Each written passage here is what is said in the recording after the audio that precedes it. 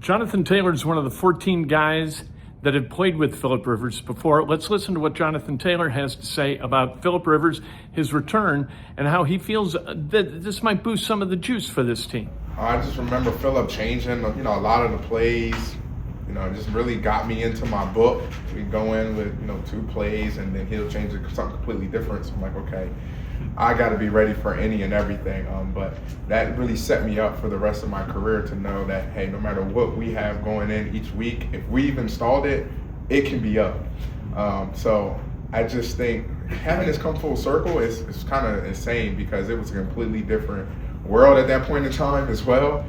So it's actually pretty cool to see him here back live in the flesh. And it's still the same old Phil. He's just awesome. So insane in a good way. Yes. Not like, holy crap, what are we doing? No, yeah, it's good. How much do you appreciate just his willingness to do it? Because he was saying, I could have stayed at home, but he also said he couldn't live with himself. He didn't go for it. Because that's who Philip is. I know there are a lot of people who are like, oh, I don't know. And it's like, that's exactly why he was the guy for the job, because he's the one that would accept the challenge. He's the one that would have stayed ready for this type of challenge. So it's actually awesome to just see, like, even 5 years removed, it's like, hey, he's still on everything. What was your reaction when you heard the news, at least that he was coming in to try out and that you guys had signed the practice? So yeah, because at first I'm pretty sure everybody else probably thought like, oh, everybody's just speculating like we should do this or this is what we're gonna do. And then once you found out it was real, it was like, of course Phil would be the one. Of course he would be the one. As much as your game and your years are on preparation, weekly, daily, and off season, what's going to be the toughest thing for him to have been out for 5 years and then practice maybe 3 times? What's going to be the toughest thing you think? Probably the biggest thing is just the speed. I just remember my time being out and coming back. Just from the D lineman speed, you're just like, okay, hey, like I said, even the big guys are moving. So just getting back to that reaction time of things got to be a little bit quicker. And it's just getting that feel for it. No matter, you can know everything in the book, it's just that speed. But once you get those couple of plays, that series in, you're like, okay, it's like riding a bike. We talk about, if he's able to go a Hall of Fame quarterback. So I'm sure it'll be like clockwork for him if he's able to. Given the circumstances of this, of being 8-5, but being down Daniel and Anthony, what message does bringing Phil in maybe send to the guys in the locker room? I just think this shows that, hey, listen, we're going to do everything we possibly can to continue to put this team in the best position for success. Obviously, with the relationship with Shane and the system, there shouldn't be much of like operational differences, which I think was another big key piece of that. I was in that locker room Sunday, and I know it was trying to keep things in perspective, but like that was a pretty depressing moment, right? Given what happened to Daniel. And Shane said he thought this might bring some juice. It's like a added bonus of bringing Phil here. Have you sensed that?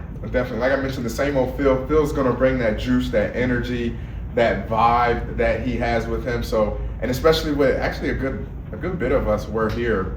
Not everyone, but it was probably about 20 of us or so, something around there, that were here. So just being able to kind of have some of that energy that we had beforehand, I think that it was really nice.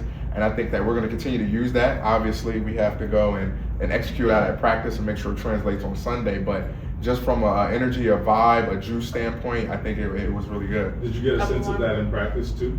Oh, for sure, definitely. And it was first day. So first day, everyone was like, oh, like especially some of us who were here when he was here. It's like, oh, we got Phil back. Like just excited, one, for him, obviously because he has another opportunity. But then to see him out there and just making plays, it was actually something special for us to see.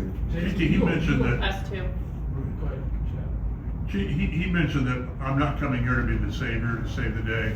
That we're going to have to run the crap out of football. Everyone else has to pick up the slack, right?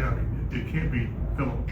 1,000%. Like you mentioned, just speed of the game being removed for 5 years, and not to say that he can't do it, but at the end of the day, it's just going to be tough. If he would come in and, like you said, just be the savior and just start throwing for 400, 500 yards, then anybody would be able to just come in the National Football League and and be able to play. Obviously, different situation, Hall of Fame quarterback. But I just think we do have to, just similar with Daniel, receivers, we got to be on our right spot. Backs, we got to be on our protection. We got to be efficient on first and second down. I mean, it's going to take all of us. Defense, playing complementary football and special teams. So it's going to take all of us, but just that experience and that expertise will definitely be able to help us. JT, I know it's not That's your fine. decision, but do you approach this, or how do you approach this, knowing there's a possibility Phillip could start It's really, for me, even no matter who's back there at quarterback, I just know, like, I'm their best friend. So, like, I have your back. So whoever is back there, what can I do to make their job as easy as possible so that they can focus on a lot of different variables that they have to focus on while they're back there, especially going on the road in a hostile environment. The more I can take off of their plate, the better. So for me, it's just making sure I'm at my best so that no matter who's back there on a Sunday, they're able to go and operate this offense at a high level.